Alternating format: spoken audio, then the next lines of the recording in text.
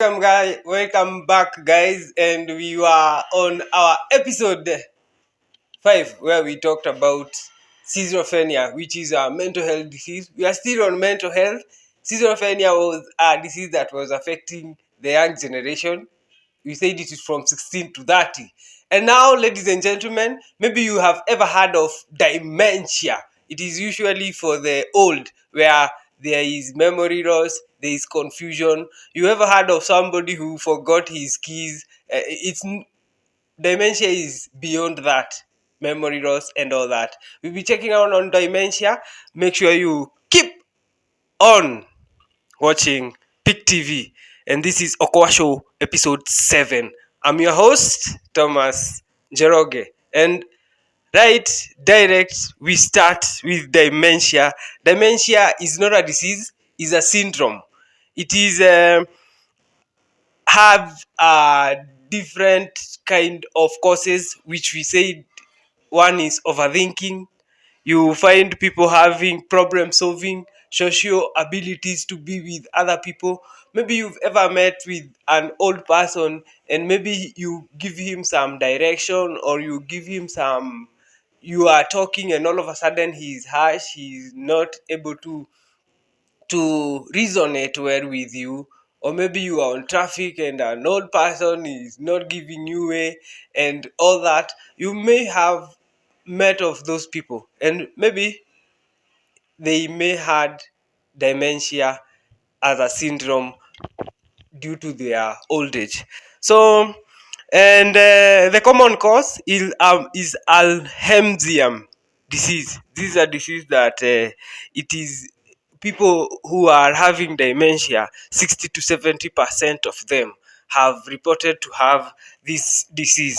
Then we can check on the history of dementia during the ancient time on the Greek and the Roman Empire. They came to find out that people who are in old age were having a problem in mental issues when they get old, with no scientific explanation. Like they used to forget and all that. So through that, they had some intervention over the aging. People who are aging have had these symptoms during the ancient time, the Greek and the Roman. So this is when this disease actually started. We say that we have global statistic where 55 million people are usually having this syndrome of dementia, and we have 10 million new cases each and every year. So you can see how serious it is. It is also said that 1 in 3 of every old of age to 65 to 70 and above, those people, 1 in 3 have dementia. So that is what we can say about the global statistic and its history. Now we are now on causes. We said causes. The first one, the major one, is age. 65 and above, you might be affected with dementia. Number 2, we have genetics. Maybe in your family, people used to have memory loss and all that. Maybe those genetics can be also in you, and you might get dementia. But basically, it's during the old age time. Now we have cardiovascular health, where you have people who are having high blood pressure, people who have diabetes. Those people have high risk of getting dementia. And people also who have stroke. You met somebody who one part of their body is not functioning. Those people also can be affected with dementia. And we have also lifestyle things of smoking, not having regular exercise. Those things can bring to dementia. And lastly, we have brain injuries and chronic diseases. When you have a brain injury, it will affect your thinking, it will affect your daily routine, it will affect everything that you do. So those are some of the ways that can cause dementia. And we are now on impact on the society. Basically, the impact is on the caregivers. You find that the family members and those around the affected victim usually have a huge burden of hospital bills and all that, and this person not functioning in a normal way that they do have. They also have emotional strength effect, where maybe it's so hard for them to understand, and it is also so hard for you also to understand how can someone you have been with all your time and now he's forgetting your name, he's not doing the things that you are telling you are aptly doing on their daily routine, but he's not understanding. It will be very hard for you as a caregiver and family members and friends.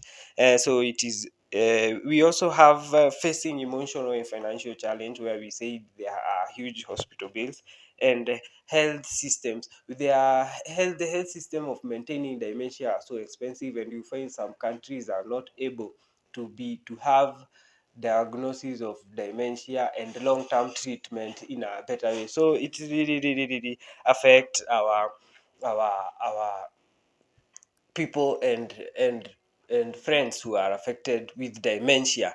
Now, I would like to tell you that dementia is not the end. We have a hope, and currently we have AI tools that are actually detecting dementia and memory loss at an early age, so you can have an early treatment once you do have you use these AI tools. Number two, we have awareness that is also growing at a rapid rate, where you find WHO is looking for system and is having research on dementia and things like that, so that we can be able to have good healthcare systems that can provide that. You are also a hope, because once you get this information, you share it to somebody else, and once they have a know-how of what dementia is, they can help themselves out.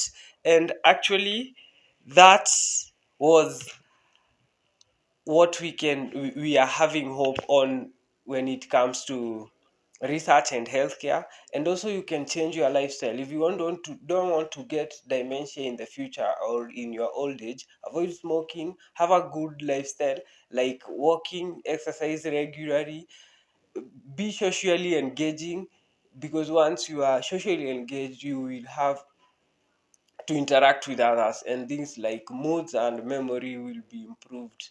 And so you have to take care of your lifestyle and avoid a lot of smoking, avoid a lot of alcohol, have a proper diet, have greens, proteins. It will help you so that you can maintain your health in the future. And that was dementia. It was our show today. My name is Thomas Njoroge. Thank you for watching Pick TV. This is Okoa Show, episode 7. And you have been with me. It was the many faces of dementia. Thank you for watching.